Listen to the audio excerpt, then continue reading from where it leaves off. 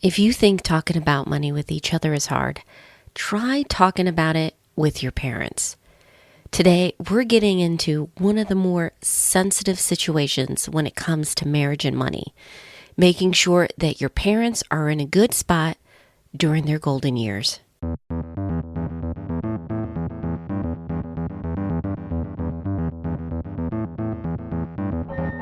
Welcome to Couple Money, a podcast focused on helping spouses get on the same page, dump their debt faster, and get on the path to financial freedom together.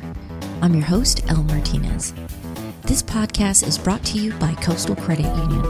Coastal's mission is to help you live a better life by offering you a better way to bank. Learn how by visiting bankbetter.org. Family and finances can be stressful. What typically makes it so difficult is how easily our emotions get involved. Talking with your parents about money is right at the top of the list. It can definitely be awkward, but it's not something you want to put off. If anything, this year especially has been a clear reminder that we need to be prepared. Stuff happens. While we can't anticipate everything, having these conversations and making sure our money is in a good spot can make stressful things a little more bearable. Last year, Cameron Huddleson, author of the fantastic book, Mom, Dad, We Need to Talk, shared a bit of her own experience. So I did it in phases, and the first time I talked to my mom about anything financial, I had just moved back from Washington, D.C. to my home state of Kentucky. And I was writing for Kiplinger's Personal Finance at the time, had written some articles about long-term care.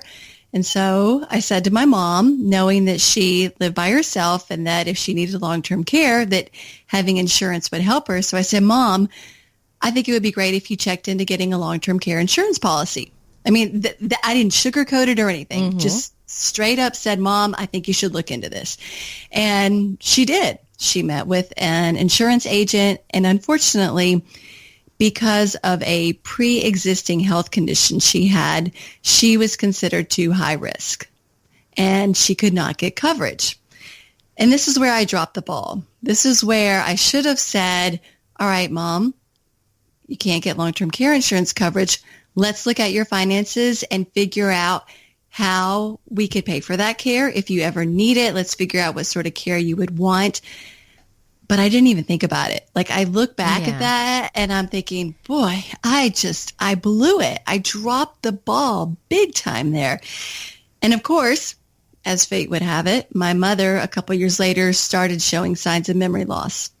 And as uncomfortable as it is to have these conversations, in a way, it's really the loving thing. You're looking out for your parents. But there are a lot of moving parts with these conversations. You have the two of you, you have your parents and theirs, and then you also have siblings involved. So sometimes it can be tricky communicating with everyone and making it work. To make things easier, today we're going to break down things into some key steps you can take and some conversation starters to get the ball rolling. In this episode, we'll get into opening up the conversations with your parents and theirs to see where they're at, how to discuss together what you're able to do for your parents, and then drafting a plan with your family so that your parents are in a better spot for retirement and beyond, and that your finances are still in a good place. Let's get started. We're going to jump right in. How do you get your parents to open up about their finances, first of all? How can you talk about things like long-term care and their wishes when you don't even know how they are doing financially? I get it. It's awkward to talk to your parents about these things, but if you carefully approach the conversation, it can be an opportunity to start working together and make the transition to retirement much smoother for them. And actually, starting off with that, retirement has been helpful for me when discussing things with my mom. We've been talking about retirement and what she thought it looked like for her, and she mentioned that she wanted to be closer to us so she could hang out with her grandkids more. And from there, we came up with a plan to get her to move to the Raleigh area. And I admit this year it was really tricky buying a house during the pandemic. But happily, she found a place nearby us. And since we were talking about the move, other topics naturally came up. We're making sure that she has the health care that she needs. We discussed open enrollment with her. And it's been great because even though we don't have all the details, we have a much clearer idea of what she's looking for and where she's at now. And those are huge pieces. That's something that you could use with talking with your own parents. What plans do they have for retirement? Are they already in the area? Are they thinking of moving? What kind of lifestyle do they want? I know we want to jump into the numbers and make sure that our parents are taken care of, but sometimes taking a step back, removing that awkwardness about the numbers specifically and talking about what goals they have can be helpful and open the door. And it makes the conversations more organic, more natural, and a little less stressful. If you start early and you start now when things are going relatively well, it's a lot easier to get into more details like estate planning, making sure that you understand what their healthcare needs and desires are, and then having those necessary legal documents so they can have everything in place to make it happen. Because what you're doing is you're seeing this as a what-if scenario instead of being in the thick of it and having to make those decisions or find out what their wishes are right then and there. Another layer that you may have with your parents' wishes or expectations is culture. Maybe you've grown up and you've had your parents maybe state a few times what they expected, or it could be not so clear. In my case, there hasn't been a formal or open declaration, but based what I've seen growing up in my family and extended family, I've had this idea that at a certain point, my mom would move in with us. And acknowledging those expectations on both sides is important because you'll need that when the two of you are going to discuss and draft a plan. So if you haven't already, set some time with your parents just to talk and check in with them and see what plans they have down the line. This can be a great first step to having deeper, more meaningful conversations with them about their finances, retirement, and more. Now that you have a better idea of what's going on with your parents, and hopefully your spouse done the same with theirs, the two of you can start looking at where and how you can help based on your specific family's needs. Depending on what's going on, there could be a lot of things to juggle. You have your own family's finances and goals that you're pursuing while trying to figure out how you can help with your parents and your spouse's parents. This is going to take some real planning. You have your goals that you're trying to pursue, so you want to make sure that you are familiar and comfortable with the numbers that you have right now. How are you doing cash flow? Are you making the progress that you're hoping with your goals? Are you in a spot to help? I know sometimes this can be a painful conversation, but it could be that you are temporarily unable to financially help. But that doesn't mean you can't chip in. We'll talk about this later when you're coming up with the plan with the rest of the family. But knowing ahead of time what your numbers are can give you a better idea of how you can help. And one advantage of having this discussion just between the two of you is that you can get out into the open, your feelings honestly, and really explore different situations that possibly could come up. For example, I mentioned at a certain point, I would think that my mom would move in with us. Well, there's certain things we would have to discuss first. One thing the two of us would have to work out is what would be that point where she would move in, or we would at least make that offer. If she did move in with us, how would that work financially? Would we have some sort of rent arrangement? Would my siblings chip in with that? What other responsibilities would we take on? We'd then have to kind of mentally run through the different scenarios of how our living situation would change. and whether both of us would be comfortable with that. And the good news is by doing it now and early, we can start defining for ourselves as a family what would be the best move and what we would feel comfortable offering. As it happened, in preparation for this move, she had stayed with us for a little bit, and it gave us kind of a test run of what that would look like. And we saw some things that worked really well, and now we have a better idea of certain things we would adjust down the line. Weaving in these types of conversations with the numbers allows the two of you to create a plan that you're both comfortable with. It can be very tricky helping one parent, but if you have parents on both sides that need assistance, you want to make sure that this is something sustainable. And understand that you're going to have multiple conversations, and as things come up, you're going to be adjusting your plan. So try to keep tabs as best you can with your parents and one another so that you're both in the loop. Hopefully you started the conversation with your parents and the two of you have an idea of what you're able to and are comfortable with when it comes to your parents' care. The next step is having a meeting as a family. We want everyone involved on the same page.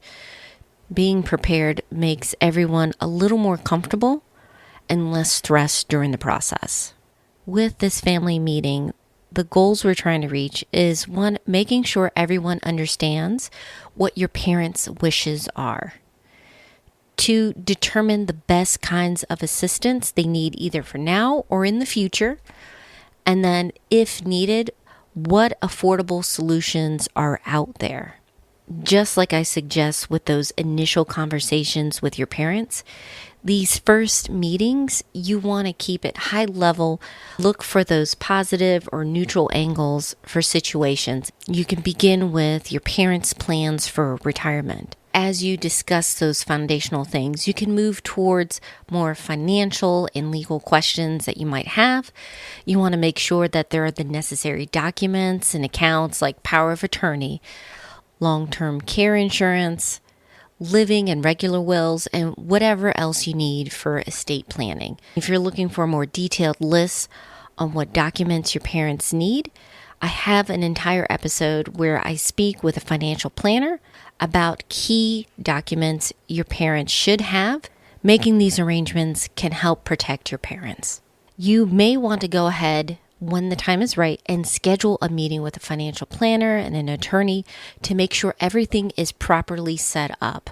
Your family may have very specific needs that an attorney or a financial planner can help you lay out correctly. And just please keep in mind, try to take this bit by bit. If you're starting early, you don't have to do this in one sitting, and most likely you won't. If you have siblings, talking about it now can make things easier for you guys to divvy up some of the responsibilities.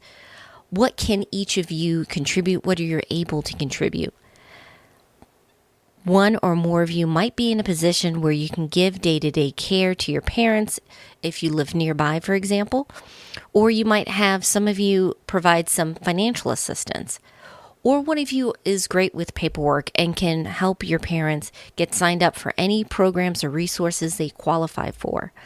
So while everybody may contribute something different, they all have a part. And then have regular check-ins. It doesn't have to be a formal family meeting, but keeping one another in the loop is key because situations change and you may need to swap or adjust things as possible. Talking with your parents together about money and how to take care of them may not be the easiest conversations to have, but they can allow you to give the best support and care you can for them during their golden years. This segment is brought to you by Coastal Credit Union. If you want to live better, you got to bank better. Find out how at bankbetter.org. Before we wrap up, I want to focus on a few key takeaways I got from preparing this episode. The first one is don't wait to start these conversations. One of the best ways for you to make this less stressful and awkward for everyone is to get into the habit of having these conversations. Talk with your parents about the positives. What are they planning with retirement? What does it look like to them? What would they like to do? And as you get more comfortable, you can then start beginning to have conversations about estate planning and healthcare wishes with them. The second is approach this as a team. I believe the two of you should definitely sit down and talk about what you're comfortable and able to do with helping out together as a team, but then also look at your family. If you have siblings that can help out, see where you can divide and share responsibilities. Not only is that a good way for one person not to be burdened with all the responsibility, but should life happen and that person unable to help out, someone else can easily step in and assist your parents. And then finally, make sure that you're in communication with everyone involved. Do check-ins once a year just to make sure that nothing's changed. And also, again, keeping these conversations open and continuing makes it less stressful because you're not having one big conversation, but instead you're just doing these check-ins. And I know this is not a subject to be rushed and you can get stuck with trying to work things out. So if you're looking for more ideas or you have questions, please come chat with us in our Thriving Families Facebook group.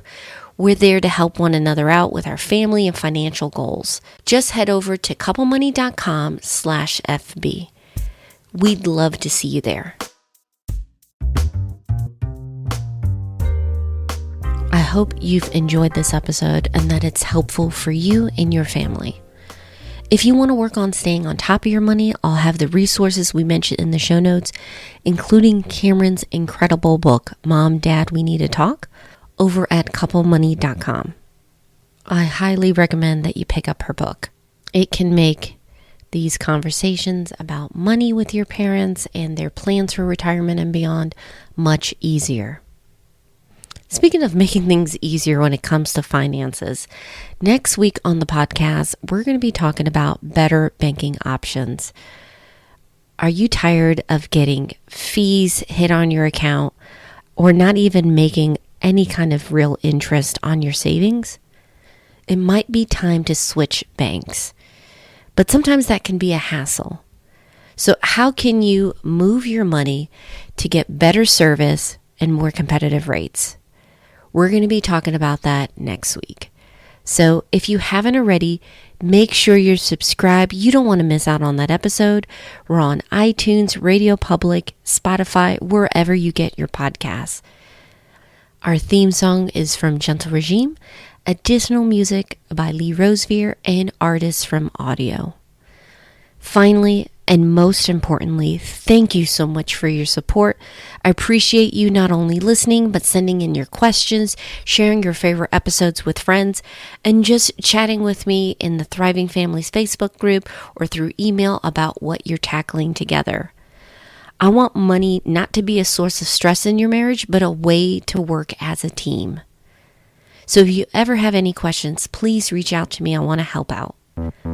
I hope you have a wonderful week. Take care.